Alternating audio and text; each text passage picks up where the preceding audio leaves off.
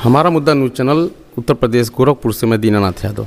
इस समय हम मौजूद हैं उत्तर प्रदेश गोरखपुर के बढ़लगंज के नगर पंचायत खड़ेसरी जगह पर, और यहाँ पर एक श्रद्धालु ने श्री राम जानकी प्रतिष्ठान महायज्ञ का आयोजन किया है। आइए हम उनसे जानते हैं उनका क्या उद्देश्य है।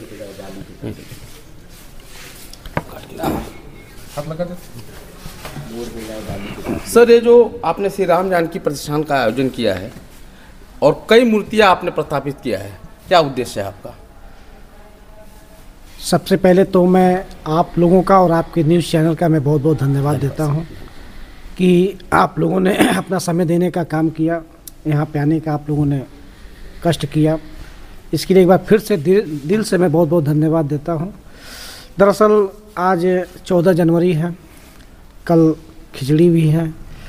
तो ये खड़ेसरी ग्राम सभा में मैं पिछले 8-9 साल पहले साईं बाबा के मंदिर का मैंने स्थापना करवाया, और साईं बाबा मंदिर का स्थापना करवाने के बाद उनके कृपा से, उनके आशीर्वाद से आशीर्वाद मिलता चला गया हर साल।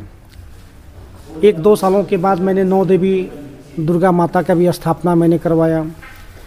दत्ता बाबा, द्वारिका माई के साथ साथ शिव परिवार और राधे कृष्ण की भी मैंने स्थापना करवाई है। और स्थापना करवाने के बाद प्रतिदिन जो है लगभग 200, 400, 500, 150 की संख्या में लोग आते रहते हैं, दर्शन करते रहते हैं। तो उन्हीं लोगों के आशीर्वाद से, उनके सहयोग से और साईं बाबा की कृपा से अभी पिछले वर्ष मैंने गणेश जी का भी मूर्ति का स्थापना मैंने करवाई। उनके नाम से भी एक मंदिर का स्थापना मैंने करवाया। उनके भी आशीर्वाद से आज ये बड़े ही सौभाग्य मुझे प्राप्त हुआ है कि आज राम परिवार का स्थापना करवाने का सुनहरा अवसर मुझे मिला। और उसी सुनहरे अवसर में आज चूँकि 14 जनवरी है, आज मूर्ति भ्रमण की गई है नगर में। मूर्ति भ्रमण यानी आप जो है कि मूर्ति प्रतिष्ठा मूर्ति आपने जो भ्रमण लिया, तो कहाँ कहाँ से आपने भ्रमण लिया है? ये खड़ेसरी साईं मंदिर से चालू हुआ जी, और इसके बाद हम कोहड़ा भावर भी गए थे जी। कोहड़ा भावर के बाद, चूँकि कोहड़ा भावर हमारे खड़ेसरी ग्राम सभा में ही पड़ता है, उसके बाद नरहरपुर कोट घाट पूनम गुप्ता जी ने जल, सरजू जी से जल भी लेने का काम किया। उसके बाद पटना चौराहा होते हुए डिग्री कॉलेज बढ़लगंज होते हुए कॉलेज रोड, और कॉलेज रोड से फिर बाईपास होते हुए संसार पार, मरवट और फिर गणेशी हम लोग आने का काम किया। फिर आपने यहाँ आकर जो है कि अपना जो है कि कार्यक्रम ये किए, पोस्ट किए हैं जी। अभी यात्रा का समापन हुआ है। कल जो है मूर्ति का जो है संस्कार जो भी होते हैं प्राण प्रतिष्ठा के पहले जी, जैसे होता है अन्नाधिवास होता है, अन्नाधिवास होता है, उसके बाद उनको सुलाने का, मतलब तमाम जो प्रक्रियाएं होती हैं हाँ। वो अब कल पूरी की जाएगी और परसों जो है प्राण प्रतिष्ठा स्थापना की जाएगी। सर, धर्म के काम में साईं बाबा के आप अनन्य भक्त हैं। साईं बाबा के भक्ति में कई मूर्तियां आपने स्थापित किया इस क्षेत्र में, ये प्रेरणा आपको कहाँ से मिली? ये प्रेरणा साईं बाबा के आशीर्वाद से मिला।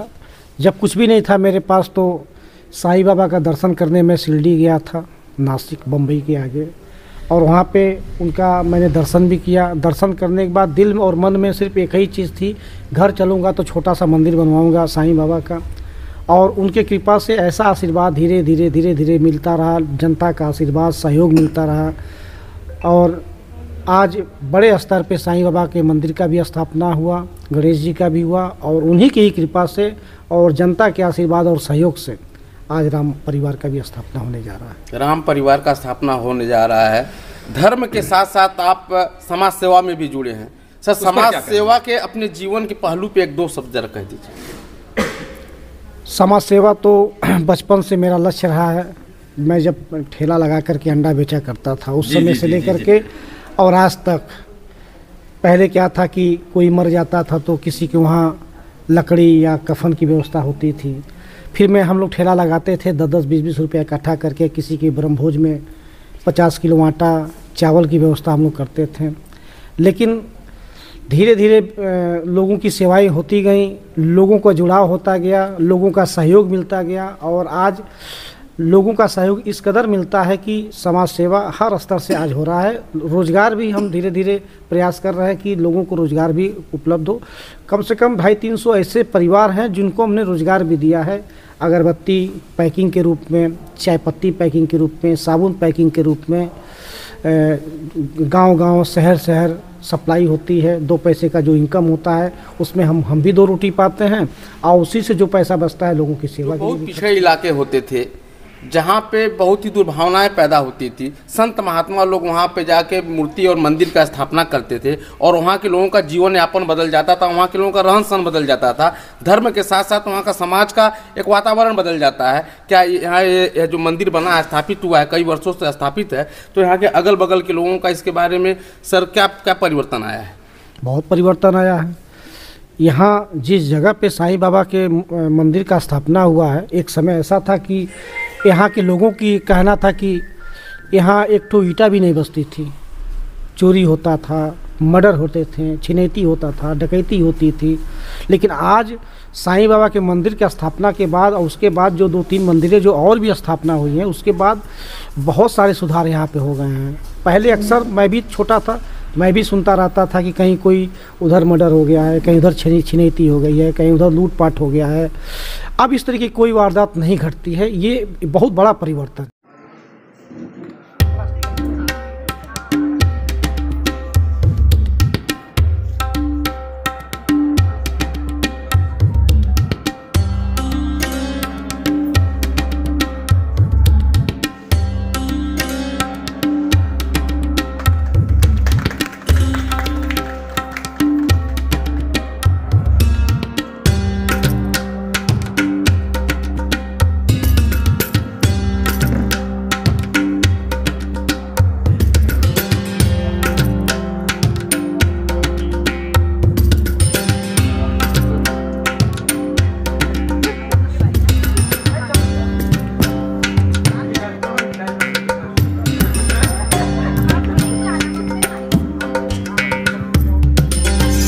हम रखते हैं सच दिखाने का मादा। देखते रहिए हमारा मुद्दा। HM news Mumbai.